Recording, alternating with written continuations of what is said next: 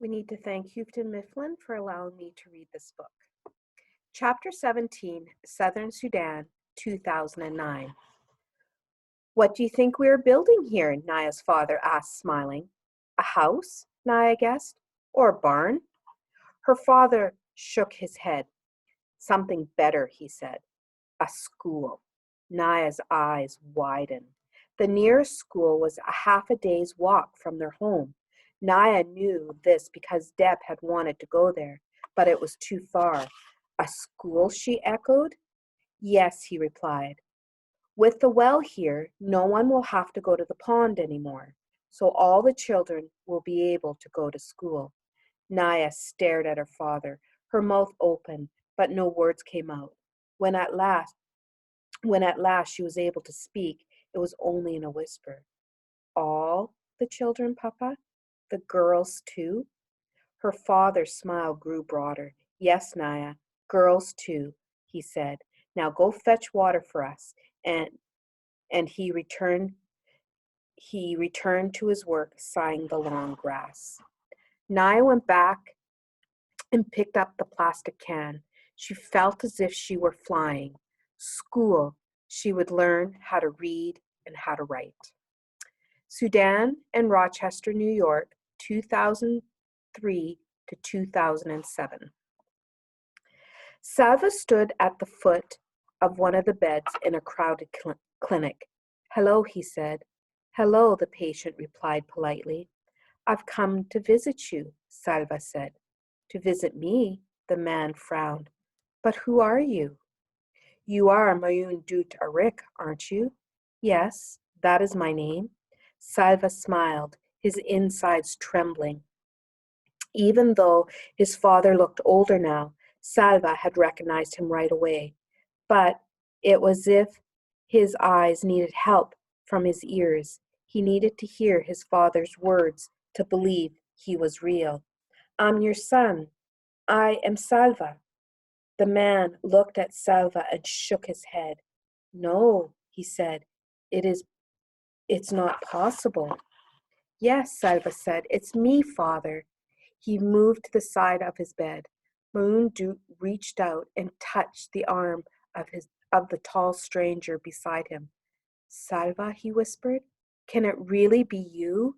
Salva waited. Maroon stared for a long moment, and then he cried out, Salva, my son, my son.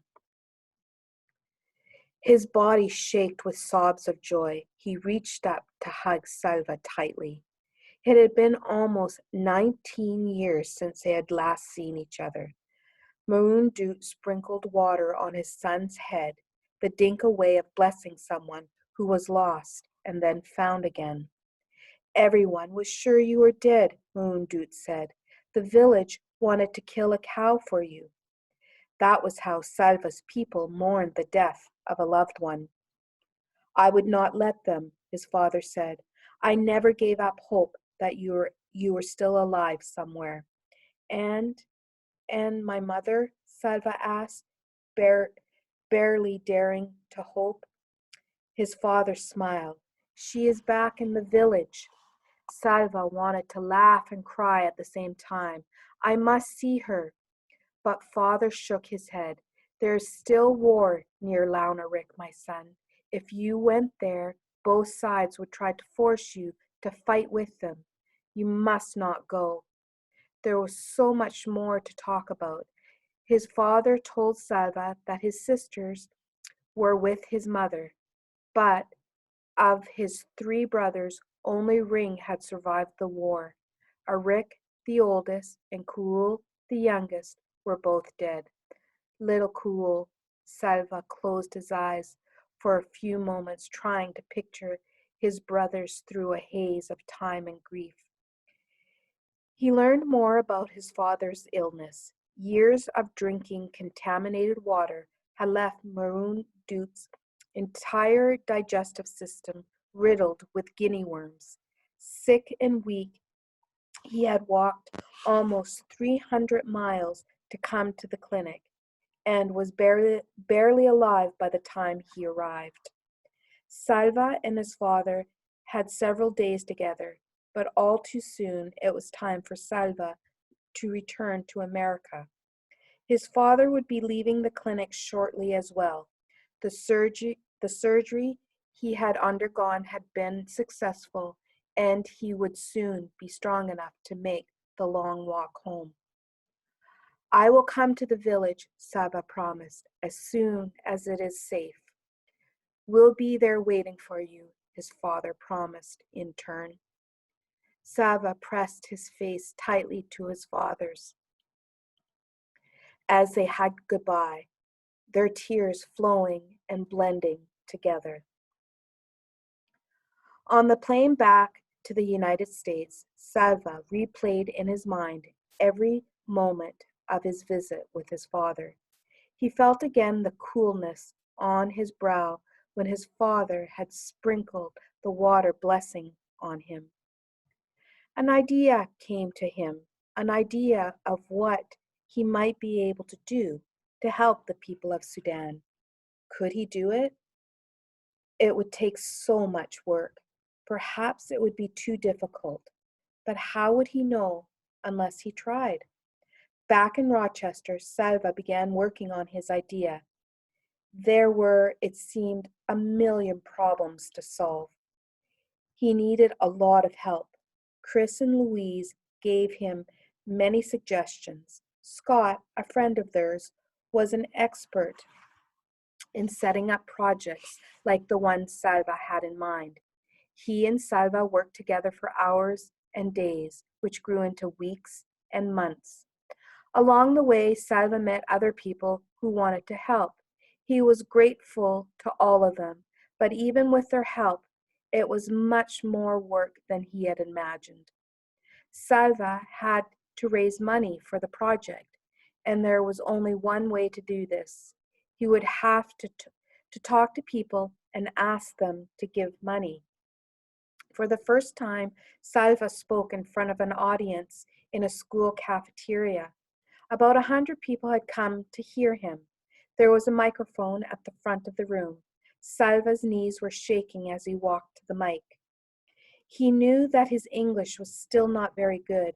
What if he made mistakes in pronunciation? What if the audience couldn't understand him?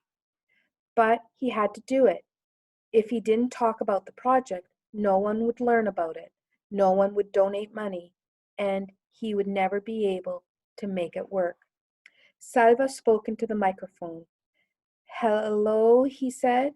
At that moment something went wrong with the sound system. The speakers behind him let out a dreadful screech. Salva jumped and almost dropped the mic. His hands were trembling. He looked at the audience. People were smiling or chuckling. A few of the children were holding their ears. They all looked very friendly, and seeing the children made him remember. It was not the first time he had spoken in front of a large group of people. Years before, when he was leading those boys on their walk from an Ethiopian refugee camp to the one in Kenya, he had called a meeting every morning and every evening. The boys would line up facing him, and he would talk to them about their plans. All those eyes looking at him, but every face interested in what he had to say. It was the same here. The audience had come to the school cafeteria because they wanted to hear him. Thinking of that made him feel a little better. And he spoke into the mic again. "Hello," he repeated, and this time only his voice came from the speaker. He smiled in relief and went on. "I'm here to talk to you about a project for Southern Sudan." A year passed, then 2, then 3.